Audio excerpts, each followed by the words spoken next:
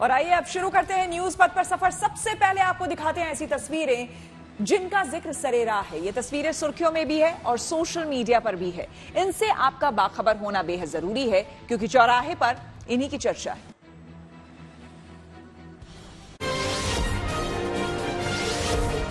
प्रधानमंत्री मोदी छत्तीसगढ़ के जगदलपुर पहुंचे, जहां उन्होंने माता दंतेश्वरी मंदिर में दर्शन किए।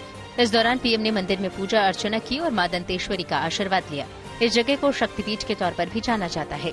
वहीं प्रधानमंत्री ने अपने दौरे में राज्य के लिए करीब 27,000 करोड़ की कई विकास परियोजनाओं का शिलान्यास और उद्घाटन भी किया। कांग्रेस नेता राहुल गांधी ने लगातार दूसरे दिन पंजाब के अमृतसर में हरमिंदर साहिब में मत्था टेका। इस दौरान उन्होंने सब्जियां काटी, साथ ही वहां आए लोगों से भी बात की। एक दिन पहले भी वो गुरुद्वारे में जूठे बर्तन धोते नजर आए थे। उन्होंने देर रात तक वहां सेवा की।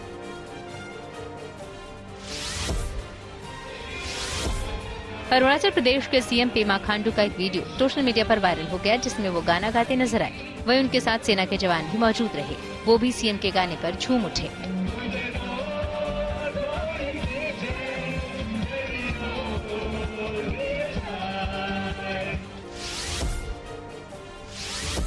उत्तर प्रदेश के लखीमपुर में पुलिस इंस्पेक्टर की गाड़ी का चालान कट गया। दरअसल उनकी गाड़ी पर ठाकुर साहब लिखा हुआ था। लिहाजा जैसे उनकी गाड़ी का वीडियो वायरल हुआ तो इस पर संज्ञान लेते हुए ट्रैफिक इंस्पेक्टर को चालान काटने के निर्देश जारी कर दिए गए। इसके बाद उनका 3,500 रुपए का चालान काटा गया। ट्रैफिक नियमों के मुताबिक किसी भी वाहन पर जाति सूचक या धार्मिक शब्द लिखने पर मनाही है। इसी को लेकर यह कार्रवाई की गई। सोशल मीडिया पे एक न्यूज़ चल रही थी जिसमें कि एक कार वैगन आर के पीछे ठाकुर साहब लिखा हुआ था। इसका संज्ञान लेते हुए ट्रैफिक इंस्पेक्टर के द्वारा उस गाड़ी का 3,500 रुपए का चालान किया, जो संशोधन धाराओं में था। जिंदगी का सफर सुहाना हो, इसके लिए सावधान रहना जरूरी है। रोजमर्रा की आपाधापी में कुछ देर बैठकर सोचना समझना भी जरूरी है कि आपके आसपास क्या हो रहा है और जो कुछ हो रहा है उससे हमारी जिंदगी, हमारा परिवार कैसे प्रभावित हो सकता है। इसलिए हॉर्न बजाकर बाखबर करने वाली खबर जरूरी होती है। और आज की ये खबर सरकारी अस्पतालों की बदइंतजामी से जुड़ी है। देश की बड़ी आबादी सरकारी अस्पतालों के भरोसे है, जहां उसे सस्ता इलाज मिलता है। लेकिन ज्यादातर सरकारी अस्पतालों में हालात चिंताजनक है। कई बार यहां से चौंकाने वाली खबरें भी सामने आती हैं। महाराष्ट्र में नांदेड़ के सरकारी अस्पताल में 2 दिनों के अंदर 31 मरीजों की मौत हो गई। अभी इस मामले की जांच रिपोर्ट नहीं आई है, लेकिन आरोप है कि इसके लिए काफी हद तक अस्पताल जिम्मेदार है। अगर ऐसा है तो इस मामले में सख्त कदम उठाना जरूरी है। साथ ही सरकारी अस्पतालों की हालत ठीक करने के लिए हॉर्न बजाना भी जरूरी है।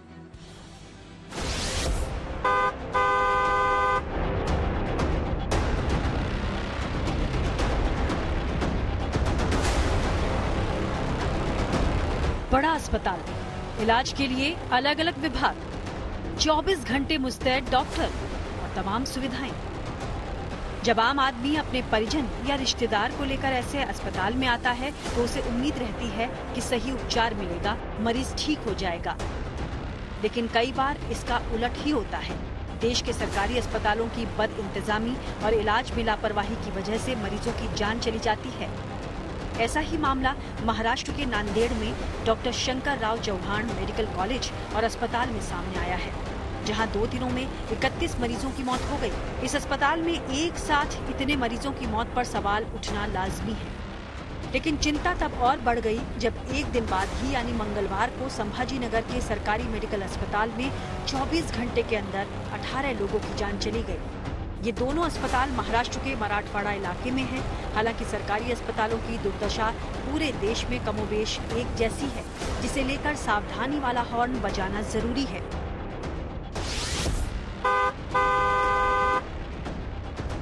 सबसे पहले आपको बताते हैं कि नांदेड़ के doctor Shankar Rao Chauhan medical college और अस्पताल में आखिर हुआ क्या। इस अस्पताल में शनिवार से सोमवार की रात तक 48 घंटे में 31 मरीजों की मौत हो गई। मरने वालों में 16 नवजात शामिल हैं। चिंता की बात यह है कि सर्पदंश या जहर खाने वाले मरीजों को भी बचाया नहीं जा सका। फिलहाल 138 शिशुओं का इलाज जारी है, जिसमें 38 की हालत नाजुक बताई जा रही है। वहीं अस्पताल प्रशासन के अनुसार 25 दूसरे मरीजों की हालत भी गंभीर है। यानी इस अस्पताल में मरीजों की मौत का आंकड़ा और बढ़ सकता है। अस्पताल में मरीजों की मौत होती है, लेकिन एक साथ इतनी बड़ी तादाद में हुई मौतों से हड़कंप समझ गया है। आरोप है कि अस्पताल में बदइंतजामी और दवा की कमी से मरीजों की जान गई है। खुद डीन के टॉयलेट ब्लॉक में गया तो टॉयलेट ब्लॉक पूरा, उसमें पानी नहीं है, सामान भरा पड़ा हुआ है, बंद है, कितने महीनों से उसको यूज नहीं किया है। मैं बच्चों के वार्ड में आया, पूरे टॉयलेट्स को लॉक लगाए हुए है, कोई यहाँ ध्यान नहीं दे रहा है। मैं महाराष्ट्र के मुख्यमंत्री माननीय एकनाथ शिंदे साहब से दरख्वास्त करूंगा कि ये जो डीन और ये जो हेड ऑफ डिपार्टमेंट है, इनके ऊपर सदोष मनुष्यवध के गुने दाखिल किए जाए। इसके बगैर यहाँ सुधारना होना ये असंभव लग रहा है मुझे। नांदेड़ का ये सरकारी अस्पताल काफी बड़ा है, जहां आसपास के जिलों से भी बड़ी तादाद में मरीज आते हैं। 2000 से ज्यादा मरीजों के लिए यहाँ इंतजाम है, लेकिन सवाल है कि क्या मरीजों का गंभीरता से इलाज होता है? क्या उनके लिए जरूरी दवाएं अस्पताल में मुहैया हैं? अस्पताल प्रशासन की दलील है कि मरीजों के इलाज में लापरवाही नहीं हुई।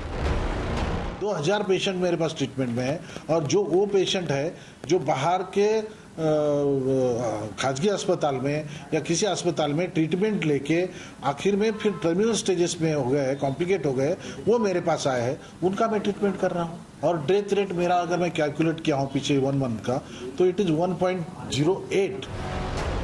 जो तस्वीर नांदेड़ के इस अस्पताल की है, वैसी ही तस्वीर देश के कई सरकारी अस्पतालों में नजर आ जाएगी। प्राइवेट अस्पतालों में इलाज करवाना सबके बस की बात नहीं। सस्ते और बेहतर इलाज के लिए लोग बाग सरकारी अस्पताल ही जाते हैं, लेकिन जिंदगी बचाने वाली जरूरी दवाएं भी उन्हें अस्पताल के बाहर की दुकानों से खरीदनी पड़ती हैं। मेडिसिन नहीं मिली सर, बाहर से लेने का बोला मुझे। परसों ही बाहर से मंगाए थे, परसों 400 का आया था, आप कितने का था क्या पता नहीं। डॉक्टर बोले खत्म होगा, बोले यहाँ है ही नहीं। यहाँ लाए थे ट्रीटमेंट के लिए, सब मेडिकल बाहर से मंगा। 3 दिन में अगर 30 से ज्यादा मरीजों ने दम तोड़ दिया तो सवाल उठना लाजमी है। ये पता किया जाना चाहिए कि क्या उन मरीजों को बचाया जा सकता था, क्या उनको सही इलाज नहीं मिला। सवाल उठे तो राज्य सरकार इसकी जांच करवा रही है। महाराष्ट्र में दवा की कोई कमी नहीं है, जो हुआ है उसकी जांच की जा रही। चिंता मराठवाड़ा के सिर्फ एक अस्पताल को लेकर नहीं है। छत्रपति संभाजी नगर के सरकारी अस्पताल में 24 घंटे में 18 मरीजों की मौत हो गई। मरने वालों को अलग अलग बीमारियां थीं, लेकिन यहाँ भी 2 नवजातों को बचाया नहीं जा सका। नांदेड़ में विशेषज्ञों की टीम मरीजों की मौत की जांच कर रही है। जांच की रिपोर्ट आने के बाद ही तस्वीर साफ होगी, लेकिन अस्पताल को लेकर आम लोगों की जो शिकायतें हैं वो निराधार नहीं है। न सिर्फ नांदेड़ बल्कि तमाम सरकारी अस्पतालों में बदइंतजामी दूर करने के लिए जरूरी है कि सावधानी वाला हॉर्न बजाया जाए।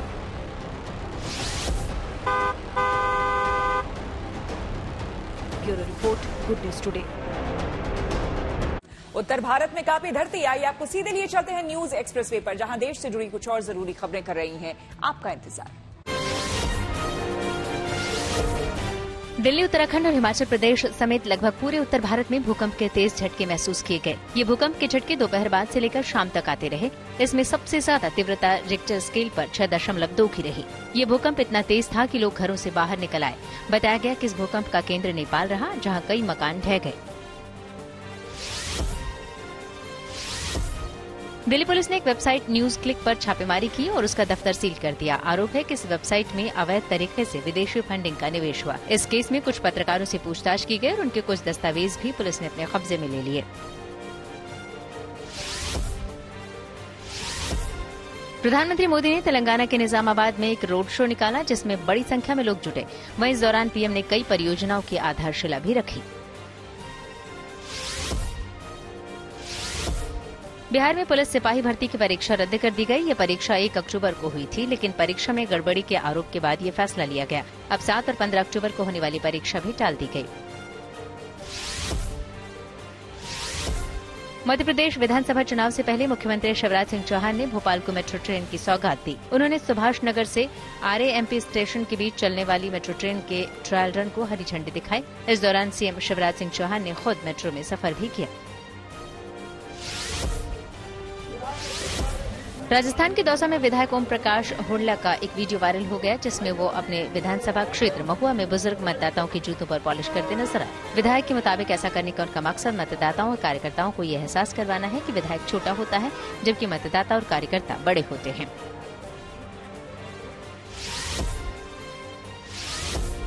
राजस्थान में एक फर्जी सब इंस्पेक्टर की पोल खुल गई। आरोप है कि मोना बुगालिया नाम की लड़की ने 3 साल पहले सब इंस्पेक्टर की भर्ती में खुद के चयन होने की झूठी बात बताई और फिर पुलिस एकेडमी में भी गलत जानकारी देते हुए 2 साल तक ट्रेनिंग लेती रही। लेकिन पिछले महीने उसकी पोल खुल गई जब उसने ट्रेनिंग एकेडमी के व्हाट्सएप ग्रुप में कुछ लोगों को धमकी दी। जब जांच की गई तो पूरा मामला खुल गया। अब उसके खिलाफ केस दर्ज कर जांच शुरू कर दी गई।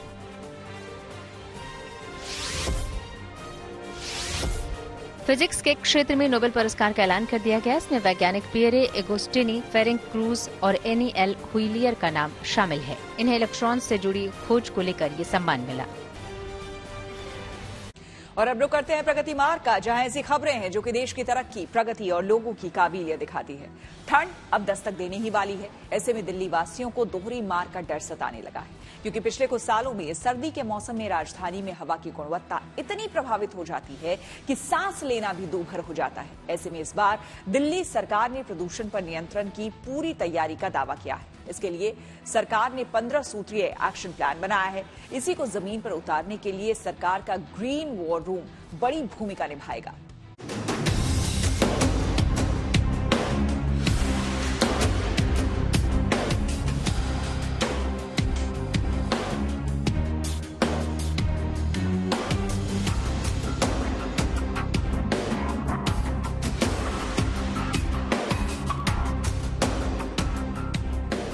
अब सर्दियों में दिल्ली धुआं नहीं होगी।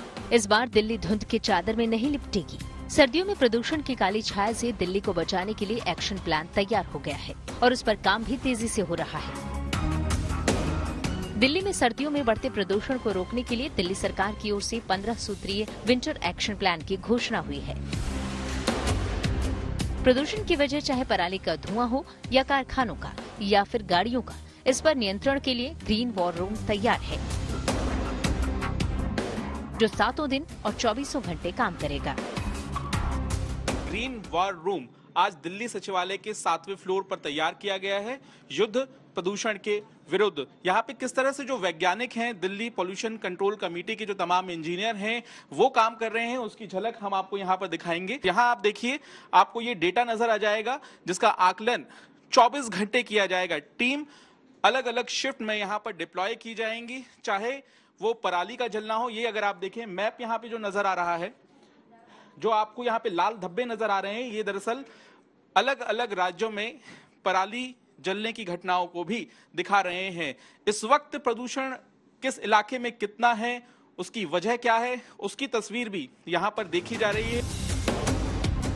इस ग्रीन वॉर रूम से दिल्ली सरकार के 28 विभाग जुड़े हैं, ताकि प्रदूषण कहीं भी हो, कैसा भी हो, उसकी तुरंत जांच हो और उसके निपटारे का समाधान भी तत्काल ढूंढा जा सके। 28 विभागों के साथ कोऑर्डिनेशन करके जो काम किया जा रहा है दिल्ली के अंदर, चाहे वो व्हीकल पोल्यूशन हो, डस्ट पोल्यूशन हो, बायोमास बर्निंग, जो कूड़े का पहाड़ में जो आग लगती है वो बायोमास बर्निंग में आती है।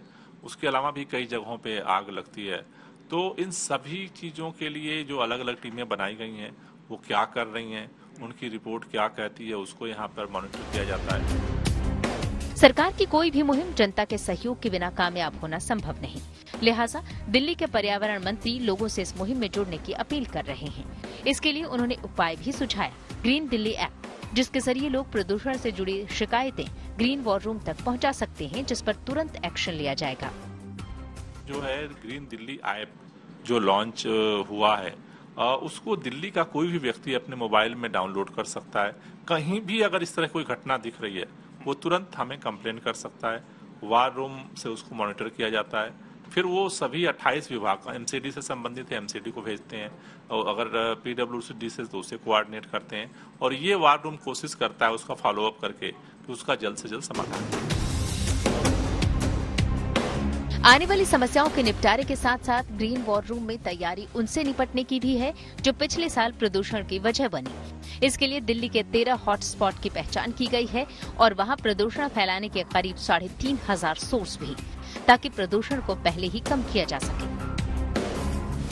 13 हॉटस्पॉट आइडेंटिफाई किया है और इसी को यदि हम कंट्रोल कर लेते हैं, इसके आसपास के पॉल्यूशन को भी कंट्रोल कर लेते हैं, तो हम दिल्ली में AQI लेवल जो है वो काफ़ी हद तक कम कर सकते हैं। और इसमें हमारे इंजीनियर्स लगे हुए हैं जो पूरे समय मॉनिटर कर रहे हैं। जहाँ जहाँ पॉल्यूशन सोर्स आइडेंटिफाई होते हैं उसमें पानी का छिड़काव करते हैं और उसमें एक्शन ले रहे हैं। पराली के धुएं पर कंट्रोल के लिए दिल्ली सरकार पहले ही पूसा इंस्टीट्यूट के साथ मिलकर काम कर रही है। दिल्ली में धूल प्रदूषण से निपटने के लिए भी 12 एजेंसियों की जिम्मेदारी तय है। मतलब प्रदूषण दिल्ली के किसी भी कोने से हो, कैसे भी हो, उस पर प्रहार की पूरी तैयारी है।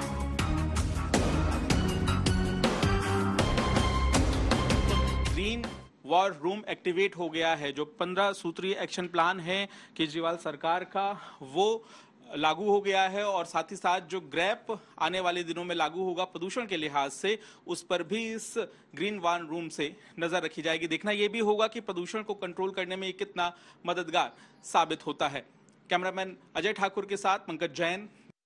और न्यूज पथ पर आगे है धन बाजार, जहां शेयर बाजार से लेकर कारोबार तक की सभी अहम खबरें होती हैं और इसका सीधा रिश्ता आपकी आमदनी, आपकी जेब पर होता है।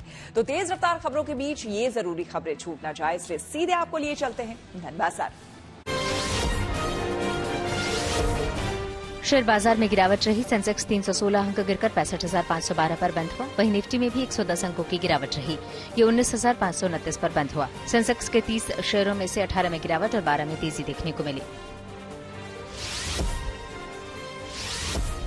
दिल्ली सराफा बाजार में सोने चांदी की कीमत में गिरावट देखने को मिली। सोना 650 रुपए फिसला, यानी दिल्ली में 10 ग्राम सोने की कीमत 57,550 रुपए हुई। वहीं चांदी भी 1,800 रुपए फिसली। दिल्ली में अब 1 किलो चांदी की कीमत 71,500 रुपए हुई। भारतीय अर्थव्यवस्था पर विश्व बैंक का भरोसा कायम है। दरअसल वर्ल्ड बैंक की ओर से एक रिपोर्ट जारी की गई, जिसमें मौजूदा वित्त वर्ष में भारत की GDP बढ़ोत्तर का अनुमान 6.3% पर स्थिर रखा। हालांकि वर्ल्ड बैंक ने मौजूदा वित्त वर्ष में महंगाई दर 5.9% रहने की संभावना जताई। पहले इसका अनुमान 5.2% का था।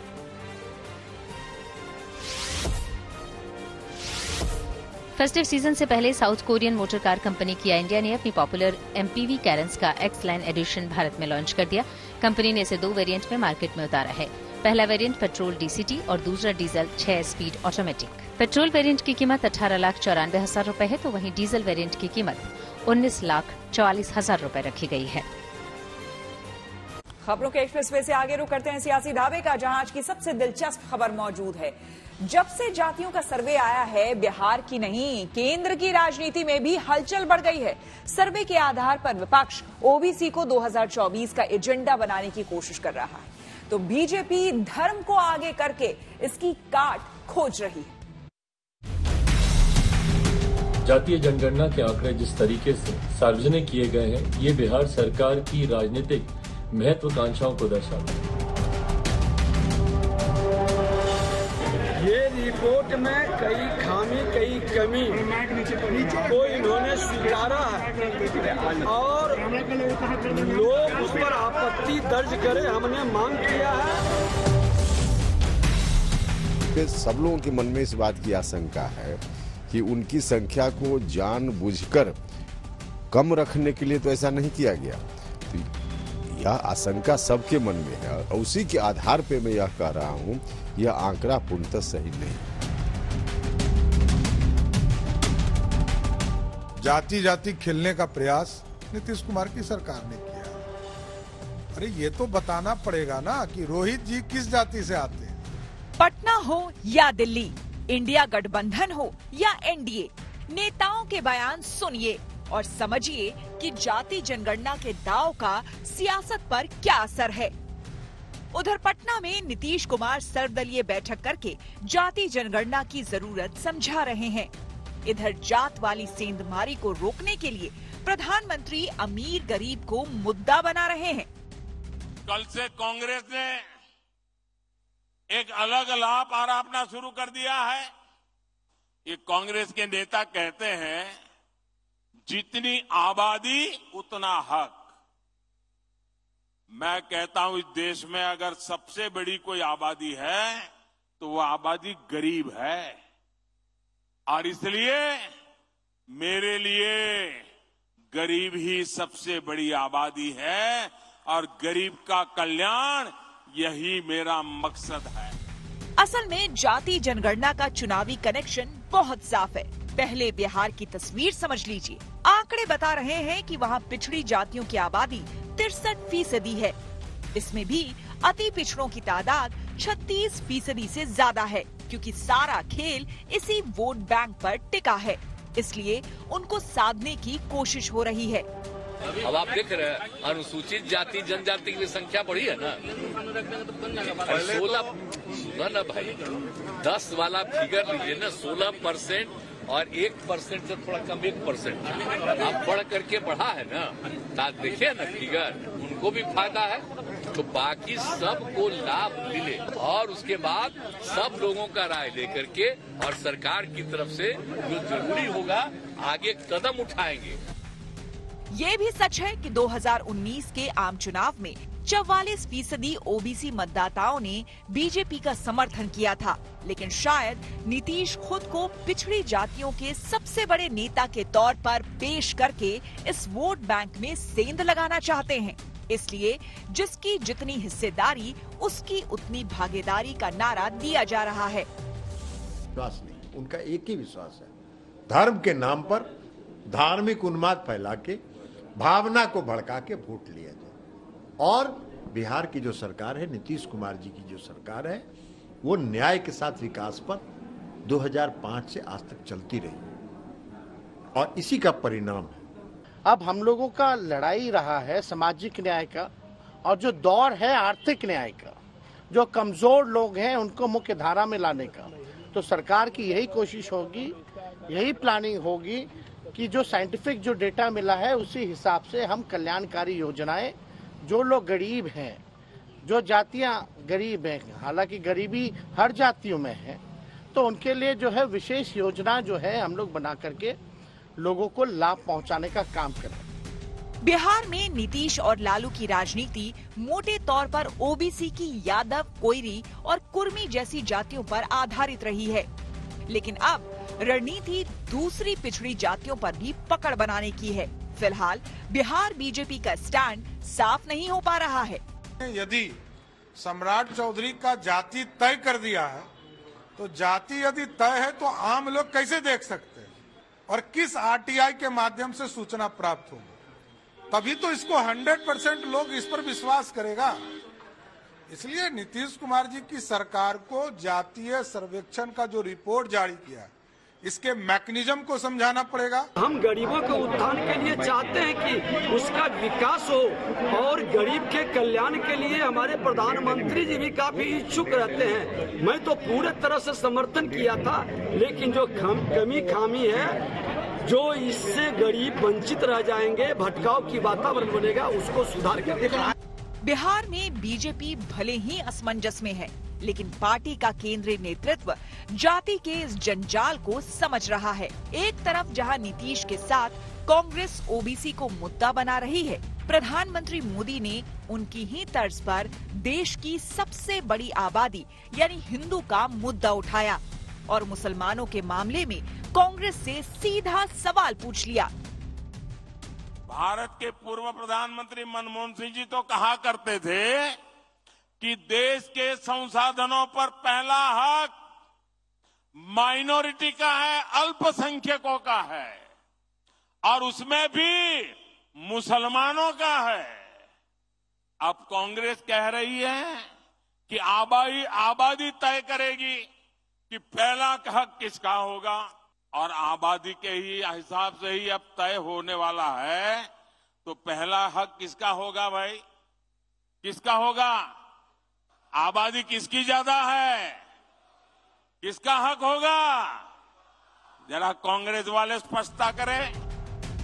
इस तरह चुनावी मुकाबले के लिए जो लकीर खींची जा रही है, उसमें एक तरफ धर्म है, दूसरी ओर जाति। किसकी गोलबंदी कितनी कारगर साबित होगी, ये उसकी रणनीति से तय होगा। Bureau report, good news today. News पथ के सफर में अब सोशल अड्डा पर थोड़ा सा रुकते हैं और आज के मुद्दे पर लोगों की राय जानते हैं। सोशल अड्डा में आज का मुद्दा दिल्ली की बसों में सफर करने वाली महिलाओं से जुड़ा है। दिल्ली सरकार ने साल 2019 में महिलाओं के लिए फ्री बस सर्विस की सुविधा शुरू की थी।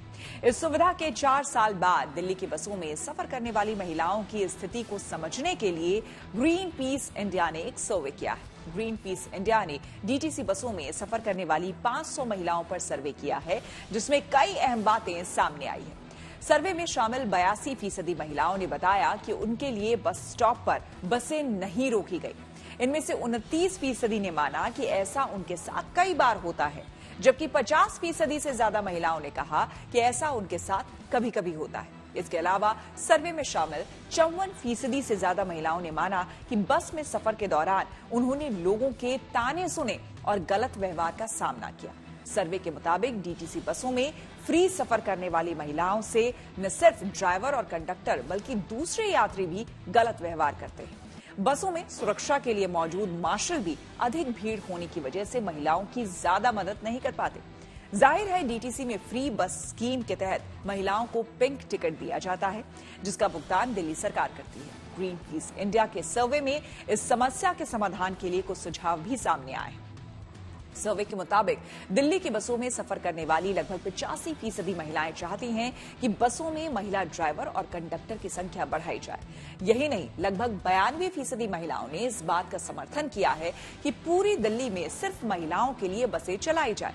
इसके साथ ही महिलाओं की जरूरत को ध्यान में रखते हुए नए बस स्टॉप और शौचालय बनाए जाने का भी सुझाव दिया गया है।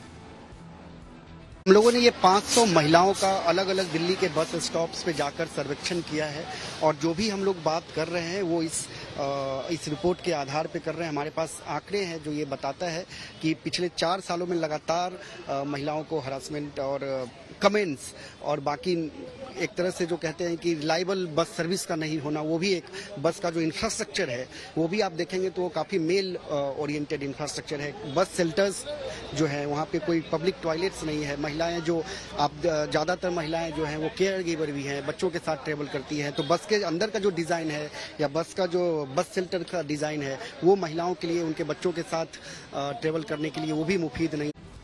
दिल्ली की सरकारी बसों में महिला यात्रियों की मुश्किल पर ग्रीन पीस के सर्वे के बाद अब आपको हकीकत दिखाने वाली हमारी सहयोगी अनामिका गौर की एक रिपोर्ट दिखाते हैं। तो ये सीट है, ये महिलाओं के लिए है। आप यहाँ पे बैठे हुए हैं, क्या करें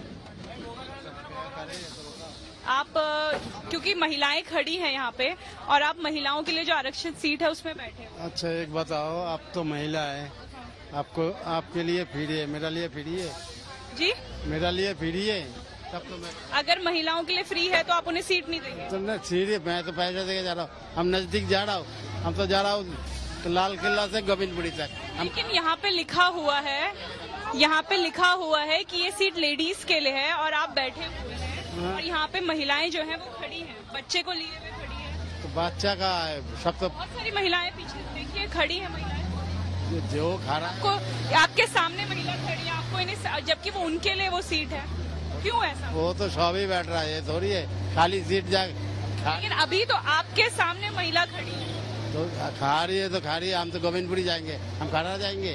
पहले बताओ जी, हम तो गोविंदपुरी जाना है, हम खड़ा होके जाएंगे गोविंदपुरी।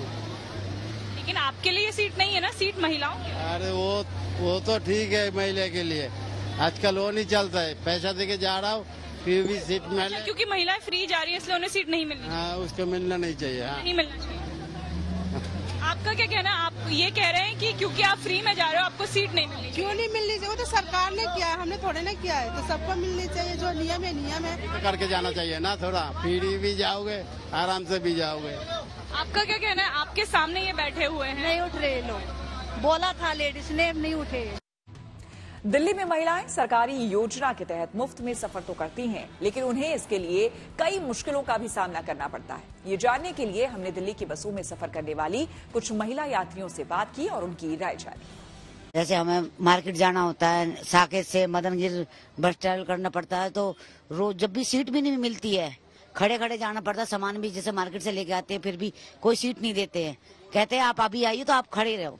महिलाओं के लिए कुछ सीटें तो आरक्षित हैं बसों में, वो मर्द उठते ही नहीं है, बैठे रहते हैं। फ्री की गई है लेकिन उसके लिए भी ना गलत गलत कमेंट्स बोलते हैं कि ऑटो कर लो, ये कर लो, बाहर से जाओ, ऐसे मत जाओ। फिर बहुत सारे एक्सीडेंट्स भी होते हैं बस से उतरते टाइम, चढ़ते टाइम। कहते हैं कि सिर्फ महिला का सम्मान करो, लेकिन वो सम्मान नहीं मिलता जो उनको मिलना चाहिए, क्योंकि उनको सीट नहीं मिलती, बहुत दिक्कत होती है। मुझे बदरपुर बॉर्डर जाना था तो उसने मुझे बोला, क्योंकि सरकार ने तो बोला कि सारी बसेस फ्री हैं, लेकिन वो ब्लू बस वाला का जो कंडक्टर था वो मुझसे बोला कि अगर आपको पैसे दोगे तो ही आप ऊपर आओगे। दिल्ली की सारी बसें फ्री हैं, ऐसा नहीं है कि इलेक्ट्रिक बस फ्री नहीं है, लेकिन उन्होंने मेरे से लिए पैसे। कुछ ऐसे लोग होते हैं जब हम उनको कहते हैं कि आप प्लीज ये लेडीज सीट है तो आप उठ जाइए, कहते हैं कि तो क्या हो गया, हम बैठ नहीं सकते कि तुम लेडीज लोगों के लिए सब कुछ बनती है क्या। वो सीधा आर्गुमेंट करने लग जाते हैं, फिर हम कुछ कहते भी नहीं है, फिर और बात ही बढ़ जाती, लड़ाई हो जाती, फिर हम अकेले भी होते।